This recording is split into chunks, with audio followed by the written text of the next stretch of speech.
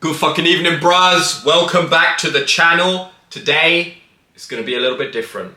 Alongside the fitness and bodybuilding and monster creation content, we're also going to be talking about guitars. So, I know this is not what a lot of you signed up for. I don't care, alright? Because this is what I signed up for. We're going to kick off the guitar videos with the ESP LTD George Lynch Reverse Banana Heady review. Alright?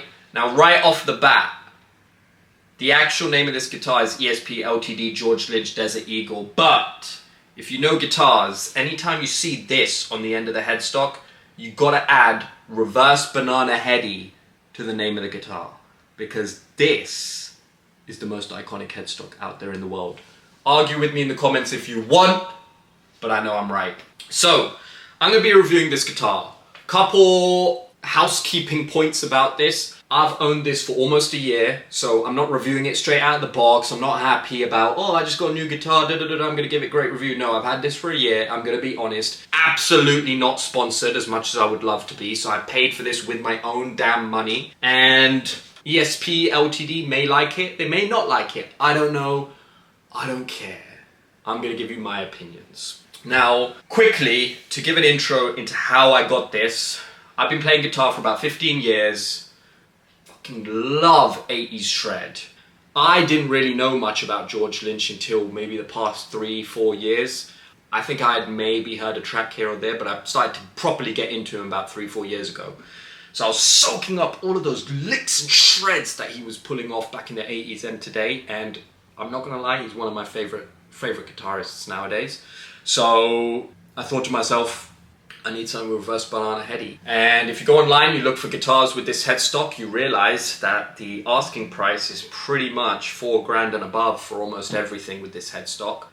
But at the same time, ESP LTD had just launched these new lines with Reverse Banana Heady. I thought to myself, I have to get one. They also had an Edwards model, which is ESP LTDs for Japan, made in Japan, and they had an Edwards with the old Kamikaze.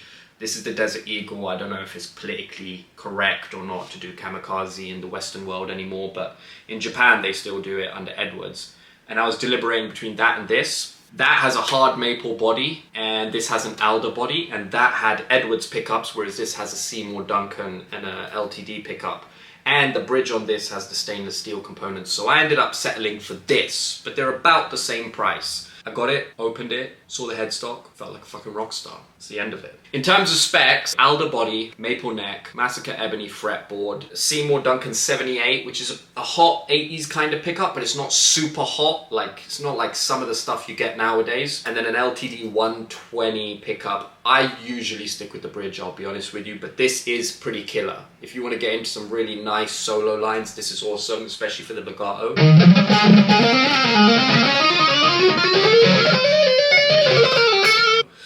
And it's controlled by a push-pull volume pot, and the volume's here. The volume feels really nice. I think this is a good telltale sign for the build quality of the guitar, how the volume and the switches feel. And then this has, the official name is Floyd Rose 1000 SE, but some of you may know this as a Floyd Rose 1500. You got Floyd Rose Special, piece of shit. You've got Floyd Rose 1000, better, and Floyd Rose Original, German-made stainless steel ones. Sometimes you'll get these Floyd Rose, which are 1000 series, but they have stainless steel screws here and bolts there. You can see them in the silver.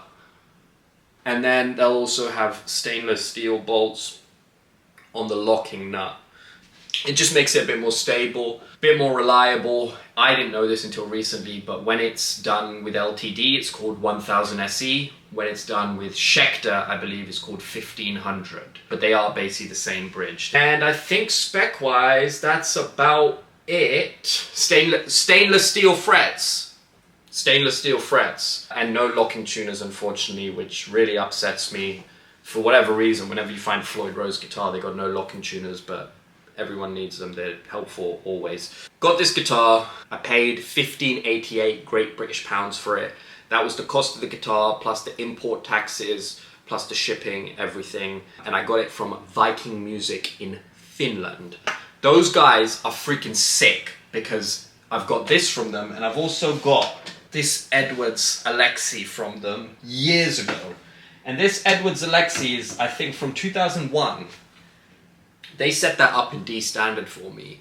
It's 4 years later. I've had to adjust the G string the tiniest bit once or twice, but it's still perfectly in tune. And this was set up in half a step down, and this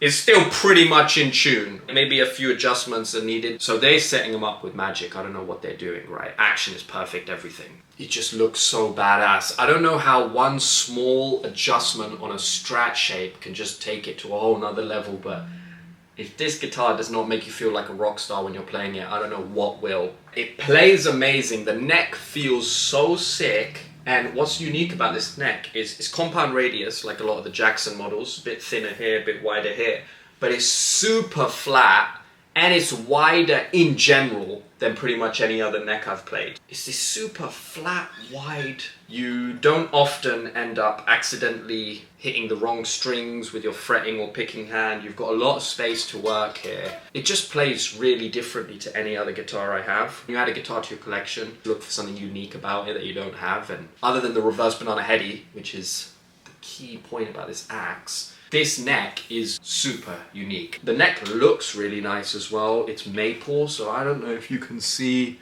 some of the grain. Grain looks really good. It's one-piece maple. And one thing I have to say about this guitar, obviously this is here to give that 80s vibe, but it is a modern guitar. I own some old school guitars, some vintage ones from the mid to late 80s. And this, for some reason, just has that old school guitar feel. I don't know if it's placebo in my head, but when I play this, it doesn't feel like a modern guitar. It feels like I've got an old school 80s or 90s axe, and it does exactly what you want it to do. The one thing I have to say about this axe, and this was probably by design, because I've watched an interview with George Lynch where he talks about this guitar. I thought it was a bit of a disadvantage, but I play through a Spark amp most of the time, so probably my fault. But when you're playing, it doesn't quite cut through the mix as aggressively as some other guitars or some other pickups. I notice a difference between this and my other guitars when it comes to cutting through the mix. I play a lot to backing tracks. This doesn't quite... I don't think there's the mids and the highs that come with some of the other guitars. Now, maybe that's tone wood.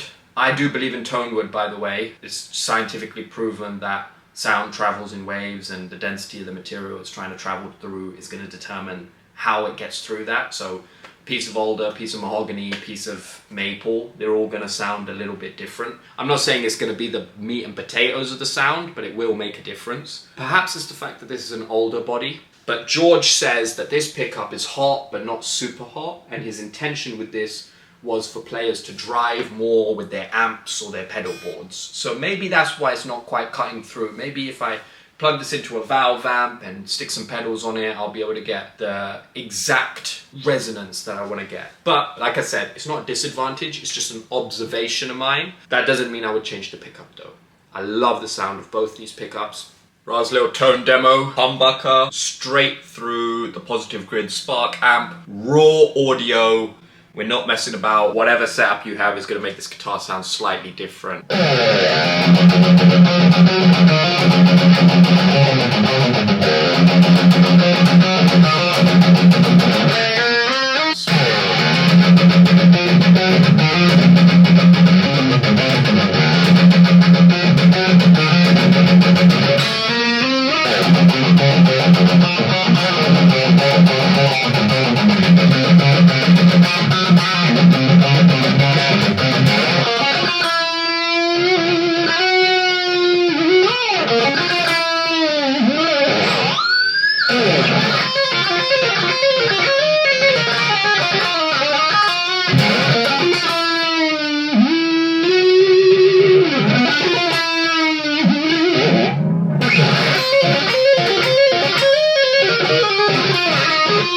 Out of the box, in terms of not needing to make any modifications, this is one of the best guitars. The only thing I would probably do is stick a brass block and maybe some noiseless springs, just because I think that's the cheapest mod that you can make, which makes a huge quality of life impact. But otherwise, wicked, wicked axe.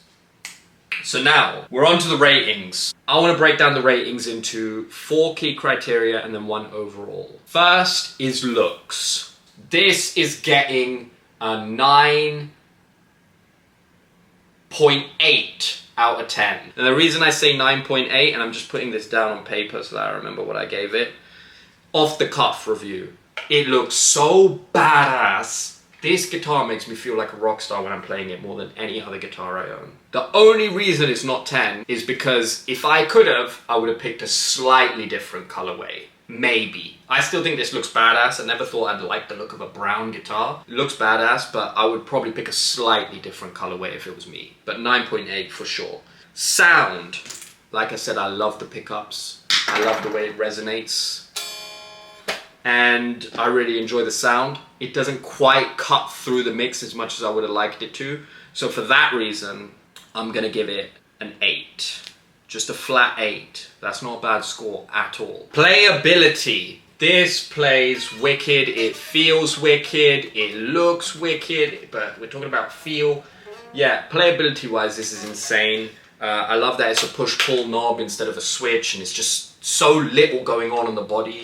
You can't really fuck it up. That being said, in the past I have managed to fuck it up because this knob is pretty easy to move. Sometimes I've accidentally turned the volume down a little bit. And that's probably me more than, you know, the guitar's fault. But because I've done that, I will give this on playability a 9. It's getting a straight 9. I don't think you can really make an S shape much more playable than this. Value for money. This is where it gets a little bit tricky because I think a lot of modern guitars are crazy expensive for what you get. Epiphone are charging £1,500 for a Chinese-made fake Gibson, right? Insane prices with horrific finishing. So guitar prices in general, I think value for money is a bit questionable right now.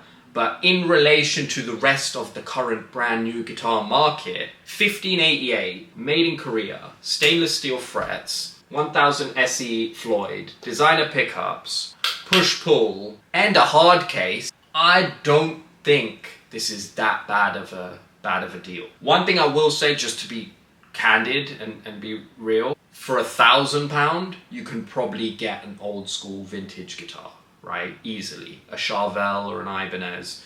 Probably won't get an ESP for £1,000, but for 1,500 you could probably get an ESP vintage. And my rule is I'll always rather buy vintage than buy new, because I think they were just built to a better standard back then, and I think you get more guitar for your money. But in relation to the current market, I think this is pretty decent value for money, especially the fact that you get a proper fitted hard case. I'm gonna give this an 8 out of 10 on the value scale. So, looks, 9.8, of course.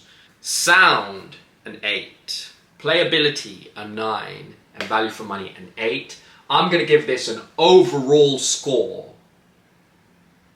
of a 9.2 out of 10. George Lynch, LTD, Desert Eagle, Reverse Banana Heady, 9.2 out of 10. Wicked axe. Anyone who has the opportunity to pick one of these up, I don't think you will regret it. I don't think you will be disappointed.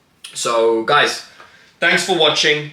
Hopefully you enjoy. But if there are any questions, please post them in the comments. And if you like this kind of video, like, comment, sub, whatever, just tell me. And if you want to see anything specific, you let me know.